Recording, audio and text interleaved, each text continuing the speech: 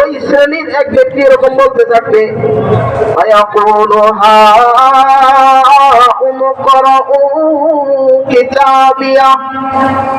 অন্যান্য মানুষকে ডাক দিয়া বলবে, তোমরা দেখো দেখো আমার আমলনামা দেখো, কত সুন্দর আমলনামা, কত সুন্দর রেজাল্ট আসছে।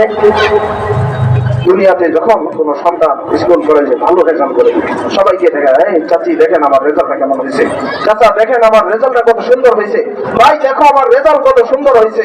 হ্যাঁ, মানুষকে শোনায়, পুরো এলাকার মধ্যে জিলাপি খাওয়ায়, পুরো এলাকার মধ্যে মিষ্টি খাওয়ায় যে আমার সন্তান ভালো রেজাল্ট করছে।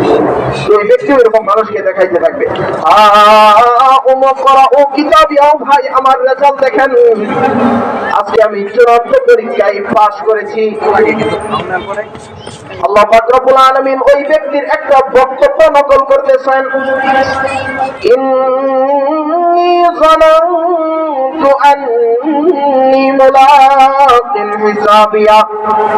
ওই ব্যক্তি বলে, আমার সফলতার পিছনে একটা কারণ আছে। প্রত্যেক ব্যক্তির সফলতার পিছনে একটা কারণ থাকে, আমার সফলতার পিছনেও একটা কারণ আছে। ইন্নী যানানতু আন্নী মুলাকিন হিসাবিয়া। আমি যখন দুনিয়াতে ছিলাম তখন আমি সবসময় চিন্তা করতাম, সবসময় এই ধারণা আমার অন্তরে বদ্ধমূল ছিল, সবসময় এই চিন্তা আমার অন্তরে ছিল, আন্নী মুলাকিন হিসাবিয়া।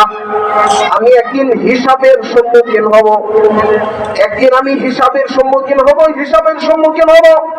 আল্লাহ পাক রব্বুল আলামিনের কাছে আমার প্রত্যেকটা কাজের, প্রত্যেকটা কথার, প্রত্যেকটা আমলের আল্লাহ পাক রব্বুল আলামিনের কাছে হিসাব হবে। ইন্নী যানানতু আন্নী মুলাকিন হিসাবিয়া।